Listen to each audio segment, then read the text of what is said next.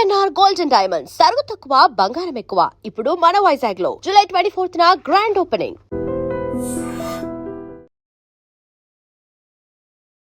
నమస్తే, welcome to I dream. Telangana ముఖ్యమంత్రి రేవంత్ రెడ్డి 20 సంవత్సరాలు రాజకీయంగా పూర్తి చేసుకున్నారు. ఈ 20 ఏళ్ల ప్రస్థానం గురించి ఈరోజు వీడియోలో మనం మాట్లాడదాం. మిడ్జిల్ జెడ్పీటీసీగా ప్రారంభమైనటువంటి ఆయన ప్రస్థానం ముఖ్యమంత్రిగా 2.5 సంవత్సరాలు పూర్తి చేసుకుని 5 సంవత్సరాలకి వైపు అడుగులు వేస్తున్నారు.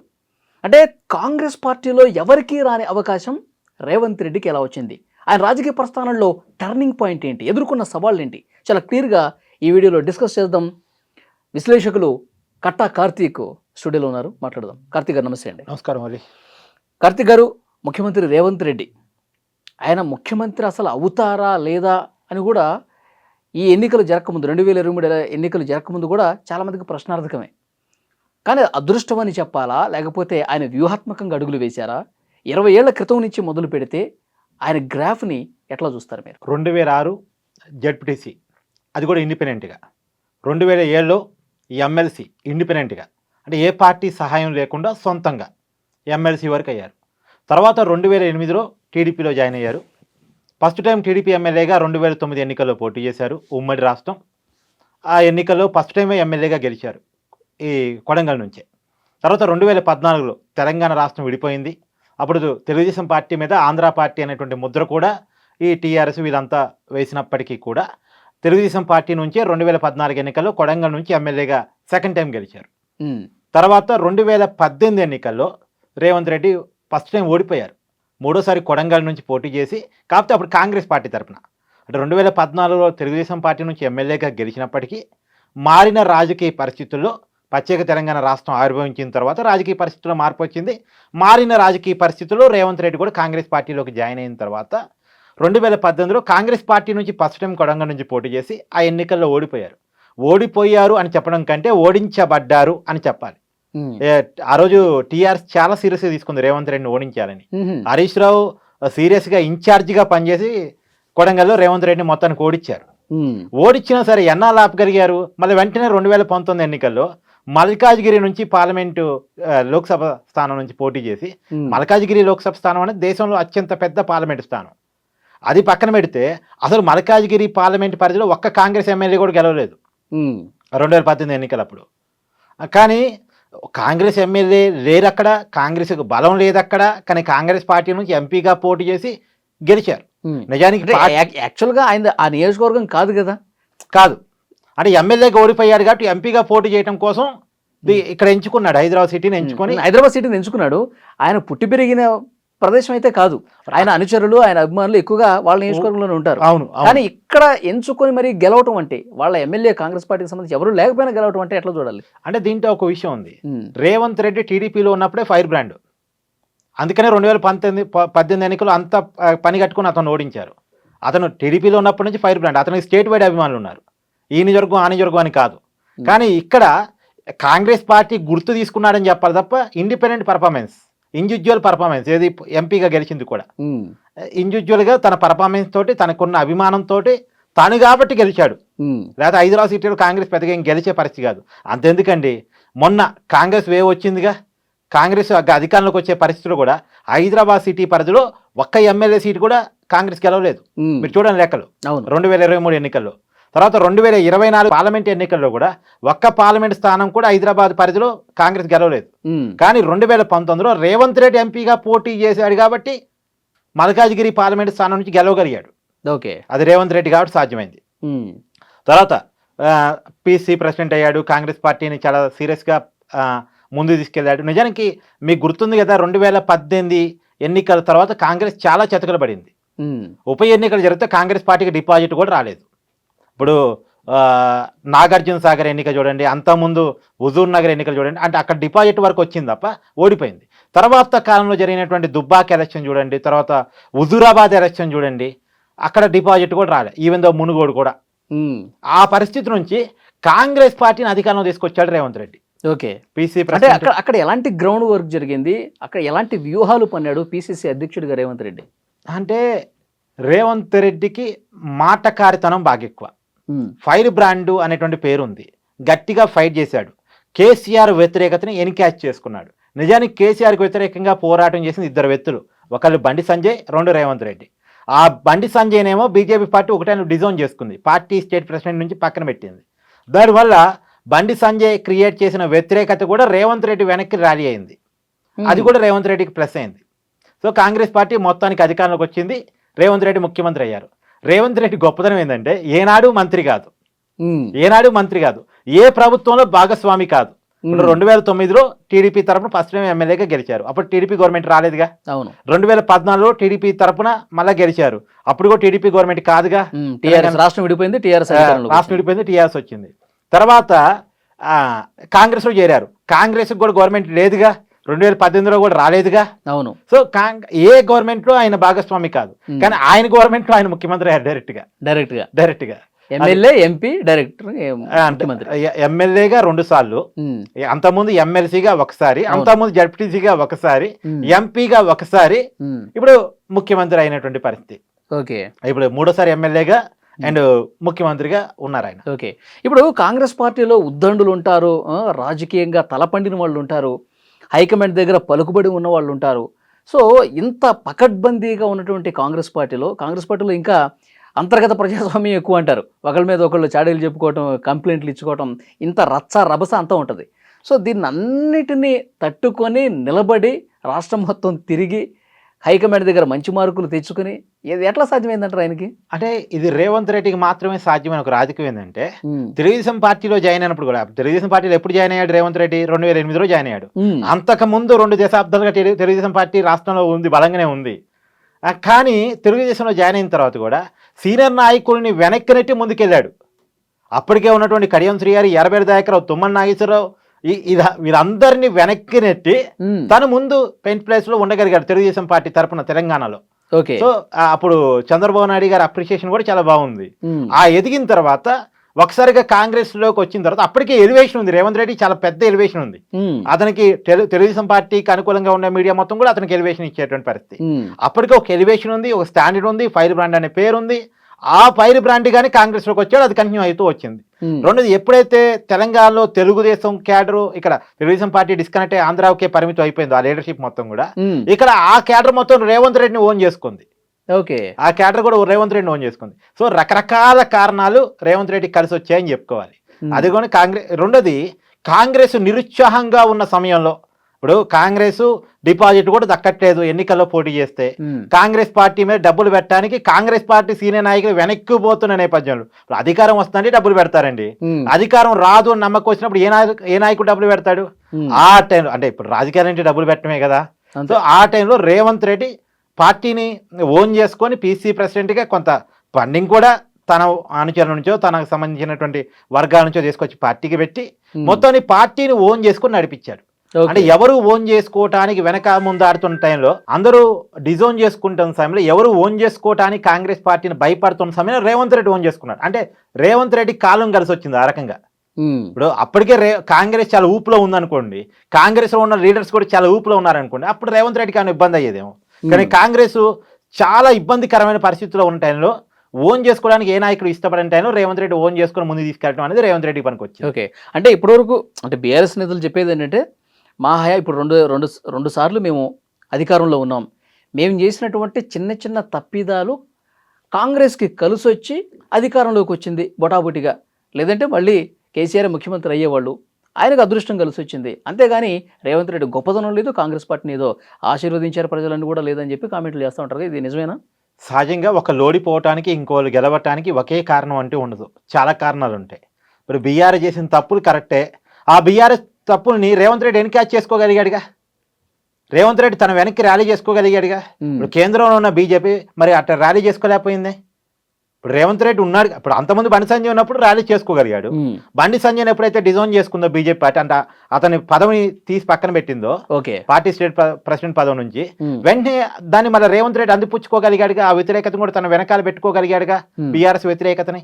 ఇప్పుడు అలా ఆ సామర్థ్యం ఉన్న లీడర్ కావాలి కదా. అపోజిషన్ స్పేస్ ఉండటమే కాదు, ఆ స్పేస్ ను ఆక్యుపై చేసే కెపాసిటీ ఉన్న లీడర్ కూడా కావాలి. మరి దాన్ని రేవంత్ రెడ్డి క్యాచ్ చేసినట్టేగా.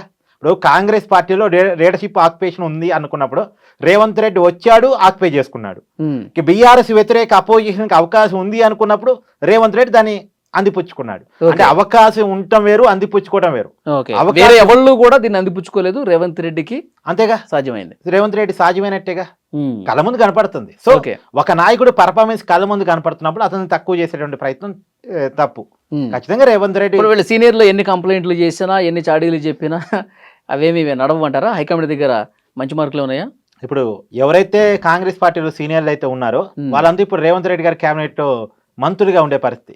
ఈవెన్ అతనికంటే తెలుగుదేశం పార్టీలో సీనియర్గా ఉన్న వాళ్ళు కూడా రేవంత్ రెడ్డి గారి కేబినెట్ లో మంత్రులు. తుమ్మల నాగేశ్వరరావు ఉన్నాడు, ఎప్పటి నుంచి మంత్రి, ఎన్టీఆర్ ఉన్నప్పటి నుంచి మంత్రి. కానీ ఇప్పుడు రేవంత్ రెడ్డి కేబినెట్ లో కూడా మంత్రిగా ఉన్న పరిస్థితి. ఇప్పుడు కడియం శ్రీయర్ ఉన్నాడు, కాంగ్రెస్ పార్టీ బీఆర్ఎస్ పార్టీ పక్కన పెట్టి కాంగ్రెస్ పార్టీతో ఉన్నాడు, లేనని చెప్తున్నాడు. కానీ అయినా సరే కాంగ్రెస్ పార్టీలో ఒక ఎమ్మెల్యేగా ఉన్న పరిస్థితి. కానీ రేవంత్ రెడ్డి ముఖ్యమంత్రిగా ఉన్నాడు. అవును. సో అది రేవంత్ రెడ్డి పర్ఫార్మెన్స్ ని మనం ఇక్కడ తక్కువ చేసి చూడడానికి లేదు. సరే, ముఖ్యమంత్రిగా అయిన తర్వాత అతని పర్ఫార్మెన్స్ ఎలా ఉంది అనేది ప్రజలు తీర్పిస్తారు. ఓకే, ఇప్పుడు ఆయన రేవంత్ రెడ్డి సినిమాని మనం 2 భాగాలుగా చూద్దాం. 20 సంవత్సరాలు అనుకుంటే దాదాపు 17 సంవత్సరాలు ఫస్ట్ హాఫ్గా తీసుకుందాం. ఆయన ప్రతిపక్ష నేతగా ఉన్నాడు, ఆయన పర్ఫార్మెన్స్ మనం చూసాం. ఇప్పుడు ముఖ్యమంత్రిగా ఇది ఒక సెకండ్ హాఫ్గా చూస్తే ఏంటి, ముఖ్యమంత్రి అయిన తర్వాత నుంచి ఆయన విధానాలు ఎట్లా ఉన్నాయి? అంటే ముఖ్యమంత్రి అయిన తర్వాత నిజానికి ఆయనకి ఏమీ పాలన అనుభవం లేదు. రేవంత్ రెడ్డి రేషన్ కార్డు ఇచ్చాడు, పేదరికి సన్నభయం ఇచ్చాడు. ఇది మంచి ఉంది, ఇంకోవైపు చెడు ఉంది. అంటే మేజర్గా సగం సగం మార్కులు మాత్రమే రేవంత్ రెడ్డికి ఉన్నాయి. ప్రభుత్వం మీద వ్యతిరేకత ఉన్నమాట వాస్తవం. దానికి కారణాన్ని రేవంత్ రెడ్డి చెక్ చేసుకోగలరు. చెక్ చేసుకునేటువంటి కెపాసిటీ కూడా రేవంత్ రెడ్డికి ఉంది. ఓకే, అంటే ఇప్పుడు ఎప్పుడు మీటింగ్ పెట్టినా 10 సంవత్సరాలు ఈ చైర్ నాదే అని చెప్పి చాలా ఘంటాపదంగా చెప్తున్నాడు ముఖ్యమంత్రి రేవంత్ రెడ్డి. అంటే ఒక టైంలో నేను తెలంగాణకి ముఖ్యమంత్రి అవుతా అన్నప్పుడు కూడా చాలా కామెడీగా చూశారు, కానీ అయ్యాడిగా. సో 10 సంవత్సరాలు నాదే చైర్ అంటాను మనం సీరియస్ గా తీసుకోవాలి తప్ప కామెడీగా తీసుకోకూడదు. రేవంత్ రెడ్డి దగ్గర ఆ చరిష్మా ఉంది, బీఆర్ఎస్ సీరియస్ గా తీసుకోవాలి. కాకపోతే ఇప్పుడు బీఆర్ఎస్ అనుకుంటుంది ఏంటంటే రేవంత్ రెడ్డి మీద వ్యతిరేకత ఉంది కాబట్టి ఆటోమేటిక్ మాకు అధికారం వచ్చినట్టు అనుకుంటుంది. నిజమే, రేవంత్ రెడ్డి ప్రభుత్వం మీద ఈ రోజు చూస్తే నెగిటివిటీ ఉంది, వ్యతిరేకత ఉన్నమాట వాస్తవమే, నేను కాదని చెప్పట్లేదు. కానీ ఆ వ్యతిరేకతను అధిగమించే రాజకీయం కూడా రేవంత్ రెడ్డి తెలుసు.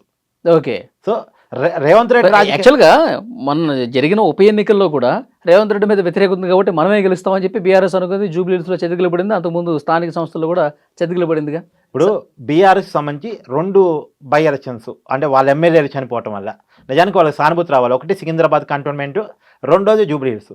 ఇప్పుడు బీఆర్ఎస్ ఏం చెప్పింది, అధికార పార్టీగా ఉంది కాబట్టి కాంగ్రెస్ గెలిచిందంట. ఖచ్చితమే, నో డౌట్, అధికార పార్టీకి అడ్వాంటేజ్ ఉంటుంది బై ఎలక్షన్స్లో. మీకు అట్టనుకుంటే దుబ్బాకలో బీఆర్ఎస్ అధికారంలో ఉన్నప్పుడు ఉప ఎన్నిక జరిగితే బీజేపీ గెలిచింది కదా. బీఆర్ఎస్ అధికారంలో ఉన్నప్పుడు హుజురాబాద్లో ఉప ఎన్నిక జరిగితే బీజేపీ గెలిచింది కదా, ఈటెల రాజేందర్ గెలిచాడు కదా. మునుగోడులో బీఆర్ఎస్ అధికారంలో ఉన్నప్పుడు ఎన్నిక జరిగితే కోమటి రాజగోపాల్ రెడ్డి గెలిచినంత పనిచేశాడు సార్, ఓడిపోయినప్పుడు కూడా గెలిచినంత పనిచేశాడు. సో కాబట్టి అటు అధికారం ఉంది కాబట్టి గెలుస్తారు, గెలవాల్సిందే అనేది రూల్ ఏమి ఉండదు కదా. సో అధికార పార్టీకి ఉండే అడ్వాంటేజ్లు అధికార పార్టీకి ఉంటాయి. అలాగే ఇప్పుడు జూబ్లీహిల్స్లో ఆ మాగుంట వాళ్ళు ఎప్పటి నుంచి ఎమ్మెల్యేలు, ఇప్పుడు టీడీపీ నుంచి ఉన్నారు, స్ట్రాంగ్ ఓట్ బ్యాంక్ వాళ్ళకు ఉంది. అయినా సరే వాళ్ళ ఫ్యామిలీకే ఇచ్చినప్పటికీ కూడా గెలవలేకపోయిందిగా BRS party. So BRS party తన మైనస్లు చెక్ చేసుకోవాలి, రేవంత్ రెడ్డిని తక్కువ అంచనా వేయడం కూడా మానేయాలి. సో వాళ్ళ సిట్టింగ్ స్థానాలు 2 ఎమ్మెల్యేలు చనిపోతే మళ్ళీ వాళ్ళ కుటుంబాలకే టికెట్ ఇచ్చినప్పటికీ కూడా వాళ్ళకి సానుభూతి వచ్చేటువంటి అవకాశం ఉండి కూడా, రెండోది హైదరాబాద్లో మళ్ళీ బీఆర్ఎస్ చాలా స్ట్రాంగ్. ఇప్పుడు మీరు చూడండి 2023 అసెంబ్లీ ఎన్నికలు చూడండి, కాంగ్రెస్ పార్టీకి హైదరాబాద్ సిటీ పరిధిలో 1 ఎమ్మెల్యే సీట్ రాలేదు. పార్లమెంట్ ఎన్నికల్లో కూడా బీజేపీ గెలిచింది, కానీ కాంగ్రెస్ పార్టీకి ఏమీ లేదు. కానీ ఈ బై ఎలక్షన్స్ వచ్చేసరికి చూడండి, బీఆర్ఎస్ పార్టీని వెనక్కి వాళ్ళ సిట్టింగ్ స్థానాన్ని కాంగ్రెస్ కైవసం. హైదరాబాద్ పరిధిలో అసెంబ్లీ ఎన్నికల సమయంలోనే బీఆర్ఎస్ గెలిచింది, పార్లమెంట్ ఎన్నికలప్పుడేమో బీజేపీ గెలిచింది. ఓకే, ఇప్పుడు హైదరాబాద్ గురించి చెప్తున్నారు, హైదరాబాద్ సిటీ వరకు చెప్తున్నారు. ఇప్పుడు ఈ 2 ఉప ఎన్నికలు హైదరాబాద్ సిటీ పరిధిలోనే జరిగింది, Secunderabad cantonment, Jubilee Hills. So Hyderabad city పరిధిలో కాంగ్రెస్ కి బలం తక్కువ అని చెప్తున్నాను. అది మీరు అసెంబ్లీ ఎన్నికల ఎగ్జాంపుల్ చెప్తున్నాను, పార్లమెంట్ ఎన్నికల ఎగ్జాంపుల్ గా చెప్తున్నాను. కానీ ఉప ఎన్నికలకు వచ్చేసరికి ఎలా గెలవగలిగారు, అక్కడ రేవంత్ రెడ్డి రాజకీయాన్ని చూడాలి కదా. సో ఇక్కడ రేవంత్ రెడ్డి రాజకీయాన్ని తక్కువ అంచనా వేయొద్దు అని చెప్తున్నాను నేను. ఓకే, ఇంకా అతి విశ్వాసంతో బీఆర్ఎస్ ముందుకు పోతే కష్టమే, ఇంకా వాళ్ళు మైనస్లు వాళ్ళు చెక్ చేసుకోవాలి అని చెప్తున్నారు. అంతే, అదే ఖచ్చితంగా చెక్ చేసుకోవాలి. మీరు ఎన్ని మార్కులు వేస్తారండి రేవంత్ రెడ్డి 2.5 సంవత్సరాల పాలనని? 100కి ఎన్ని మార్కులు వేస్తారు? ఒక విశ్లేషకుడిగా ఏం చెప్తారు? అంటే నేను మార్కులు ఏం వెయ్యను కానీ ఉమ్. ఒక section of people Revanth Reddy పట్ల పాజిటివ్ ఉంది. అదే క్రమంలో ఈ రైతుల విషయంలో ఇప్పుడు Rythu Bharosa time to time release కాకపోవటం వల్ల, కొన్న వడ్లకి బోనసులు టైం టు టైం పడకపోవటం వల్ల, కొన్న ప్రతి ధాన్యానికి అంటే ఏదో సన్నాలకే ఇస్తాం, సన్నాలు కూడా ఈ రకాలకే ఇస్తాం అని చెప్పేసి కండిషన్స్ అప్లై అనటం వల్ల రేవంత్ రెడ్డిని సీఎం చేసిన రైతాంగం రేవంత్ రెడ్డి పట్ల వ్యతిరేకతతో ఉంది. కేసీఆర్ అంటే ఎంత కేసీఆర్ని ఓడించినప్పటికీ కూడా కేసీఆర్ అంటే తెలంగాణ ప్రజలు ఒక చిన్నపాటి ఎమోషన్ ఉంటుంది. ఎందుకంటే తెలంగాణ ఉద్యమకారుడు ఆయన, లేకపోతే నిజంగా తెలంగాణ ఉద్యమం ఒక ఉవ్వెత్తున లేవటం అనేది లేదు రాజకీయంగా. సో తెలంగాణ ఉద్యమాన్ని ఒక ఉరకలెత్తించిన నాయకుడిగా తెలంగాణ రాష్ట్రాన్ని సాధించడంలో కేసీఆర్కి ఒక పాత్ర ఉంది. కాబట్టి కేసీఆర్ అంటే ఒక చిన్నపాటి ఎమోషన్ తెలంగాణ ప్రజలు. అప్పుడేమో కేసీఆర్ వ్యతిరేకతలో ఏం కనపడలే, అంతా యాక్సెప్ట్ చేశారు. కానీ ముఖ్యమంత్రి అయిన తర్వాత ముఖ్యమంత్రి సీట్లో కూర్చున్నప్పుడు వేరు కదా. ఇప్పుడు ఎగ్జాంపుల్ చైర్ టు చైర్ మారాలబ్బా. ఇప్పుడు నువ్వు ఎనలిస్ట్గా కూర్చున్నప్పుడు ఒక రకమైన భాష మాట్లాడుతావు, యాంకర్గా కూర్చున్నప్పుడు ఒక రకమైన భాష మాట్లాడుతావు, లేదు బయట కెమెరా అనుకున్నప్పుడు ఏ మాట్లాడినా చెల్లుబాటు అయింది కెమెరాలో రికార్డు కానప్పుడు. కానీ కెమెరాలో రికార్డ్ అయ్యేటప్పుడు నువ్వు కూర్చున్న చైర్ని బట్టి, నీ స్థాయిని బట్టి, నీ పొజిషన్ బట్టి నీ భాష మారాలి. ఇప్పుడు రేవంత్ రెడ్డి ఏ కుర్చీలో కూర్చున్నాడు? సీఎం కుర్చీలో కూర్చున్నాడు. సీఎం కుర్చీలో కూర్చున్నప్పుడు కూడా ఒకప్పుడు అపోజిషన్ భాష మాట్లాడతానంటే ఎట్ట కుదిరిద్ది? కుదరదు. అంటే కేసీఆర్ ముఖ్యమంత్రిగా ఉన్నప్పుడు ఇంత లేదా? కేసీఆర్ విషయంలో ఎలా ఉందంటే, నేర్పిన విద్య కదా నీరజాక్ష అన్నట్టు. లేదు, కేసీఆర్ కంటే కొంత అగ్రెసివ్గా, ఇంకెక్కువ అగ్రెసివ్గా రేవంత్ రెడ్డి మాట్లాడుతున్నాడు. రెండోది, కేసీఆర్ పొద్దాగా కనపడేవాడు కాదు, పొద్దాగా మాట్లాడేవాడు కాదు, ఎప్పుడో ఒకసారి ప్రెస్ ముందుకు వచ్చేవాడు. రెండోది, కేసీఆర్ తన మాటకారతనంలో నుంచి మిగతా అన్ని కొట్టుకొని పోయాయి. రెండోది, కేసీఆర్ సీఎం అయినాటికి అతను బాగా కనెక్ట్ అయిపోయిన లీడర్గా ఉన్నాడు. అంటే తెలంగాణ ఉద్యమం వల్ల తెలంగాణ ప్రజలతో ఒక ఎమోషన్ బాండింగ్తో ఏర్పాటు చేసుకున్న నాయకుడిగా కేసీఆర్ ఉన్నాడు. వాళ్ళకంటే ఒక బ్రాండ్ ఏర్పాటు చేసుకున్నారు. ఇప్పుడు సంక్షేమంలో రాజశేఖర రెడ్డికి ఒక బ్రాండ్ ఉంది, అవునా కాదా? తర్వాత చంద్రబాబు నాయుడికి ఒక ఐటీ, ఒక విజను అనేటువంటి ఒక బ్రాండ్ ఉంది, అవునా కాదా? తర్వాత కేసీఆర్కి తెలంగాణ సాధించాడు, ప్లస్ హైదరాబాద్ డెవలప్లో కంటిన్యూ చేశాడు. తెలంగాణ రాష్ట్రం అనగానే ఏమవుద్దో ఏంటో, తెలంగాణ వాళ్ళకి పరిపాలించుకోవడం వచ్చో రాదో రకరకాల అనుమానాలు క్రియేట్ చేసి పెట్టారు. కానీ అవన్నిటిని పటాపంచలు చేస్తూ చాలా మంచి పరిపాలన అందించాడు, కొన్ని పథకాలు కూడా కొత్తగా తీసుకొచ్చాడు అనేటువంటి ఒక బ్రాండ్ ఏర్పాటు చేసుకున్నారు లేదా? వాళ్ళగా పాజిటివిటీని క్రియేట్ చేసుకునే పని చేయాలి. సపరేట్ ఇప్పుడు ఫ్యూచర్ సిటీ ఉంది ఎగ్జాంపుల్, దాని మీద రేవంత్ రెడ్డి ఫోకస్ చేసి ఇది నేను క్రియేట్ చేసింది అని చెప్పుకుంటే ఆటోమేటిక్గా పాజిటివిటీ వస్తుంది. ఓకే, ఎప్పుడైనా పాజిటివ్ వైపు లీడర్ చూడాలి తప్ప అవతల వాడిని నెగిటివ్ చేస్తే నాకేగా పాజిటివ్ అనుకోవడం తప్పు. ఆయన ఈ 20 ఏళ్ల ప్రస్థానంలో 20 ఏళ్ళు కూడా పూర్తి కాకముందే ముఖ్యమంత్రి అవడం అనేది ఆయన సక్సెస్ స్టోరీ. ఎస్, ఖచ్చితంగా ఒక ఇన్స్పిరేషన్. ఎవరైనా సరే, ఒక సామాన్యుడు కూడా, అంటే ఒక జడ్పీటీసీగా ఎన్నుకోబడ్డ వ్యక్తి అంటే నిజానికి రేవంత్ రెడ్డి గురించి ఒక మాట చెప్పాలంటే, రేవంత్ రెడ్డి టీఆర్ఎస్ పార్టీని 2006 సమయంలో నాకు జడ్పీటీసీగా అవకాశం అని అడిగాడట. సరే, వాళ్ళకి ఎప్పుడైతే కాంపిటీషన్ ఉందో ఏమో మొత్తానికి ఇవ్వలేమని చెప్పేశారట. కానీ ఇండిపెండెంట్గా పోటీ చేసి జడ్పీటీసీ గెలిచాడుగా. ఒక్క జడ్పీటీసీకే గెలవటం కాదు, ఎమ్మెల్సీ కాగలిగాడుగా ఇండిపెండెంట్గా. అది రేవంత్ రెడ్డి పర్ఫార్మెన్స్. దాన్ని కనుక ఆ రోజే బీఆర్ఎస్ పార్టీ ఇతను, అంటే అప్పటి టీఆర్ఎస్ పార్టీ ఇప్పుడు బీఆర్ఎస్ పార్టీ ఇతని దగ్గర ఉన్న పర్ఫార్మెన్స్ని గుర్తించి కనుక అతన్ని ఓన్ చేసుకుని వాళ్ళ పార్టీలో ఎమర్జ్ చేసుకుని ఉంటే ఎంత పెద్ద లీడరు, వాళ్ళకి ఎంత అవకాశం ఉండుండేది ఆ జిల్లా పరిధిలో. ఓకే, కాబట్టి రేవంత్ రెడ్డికి మంచి జరిగింది. ఎందుకంటే అప్పుడు టీఆర్ఎస్ పార్టీలో కనుక పోయి ఉంటే టీఆర్ఎస్ పార్టీలో ఒక స్థాయి లీడర్ అయ్యేవాడు, సీఎం కావడానికి అవకాశం ఉండేది కాదుగా. ఆయన టార్గెట్ ముఖ్యమంత్రి అయితే టీఆర్ఎస్ నుంచి ఎప్పుడో బయటకు వచ్చేవాడు. ముఖ్యమంత్రి అనేది అనుకోవడం కాదు, కానీ ఆయన ఒక ప్లాన్ తోనే ఉన్నాడు కదా ఫస్ట్ నుంచి. అంటే తర్వాత ఆయన ప్లాన్ అన్న రోజు టీఆర్ఎస్ లో ఉన్నా ఏదో ఒక రోజు మళ్ళీ బయటకు వచ్చేవాడు. అంటే ఆ పార్టీలో ఉంటే కొన్ని లిమిటేషన్స్ ఉంటాయి, ఒక సర్కిల్ ఉండే పరిస్థితి ఉండేది. బట్ ఎనీవే, రేవంత్ రెడ్డి రాజకీయ ప్రస్థానం మాత్రం ఖచ్చితంగా రాజకీయాల్లో సామాన్యుడు ఎదగాలి అంటే common man to chief minister, ఇలా సీఎం టు సీఎం ఒక ఇన్స్పిరేషన్. ముఖ్యమంత్రి అయ్యాడంటేనే సూపర్ సక్సెస్. రెండోసారి కూడా ముఖ్యమంత్రి అయితే అది డబుల్ సక్సెస్. ఇంకా అవును, చూద్దాం నెక్స్ట్ ఎట్లా ఉండబోతుంది, మాట్లాడదాం మళ్ళీ. Thank you very much.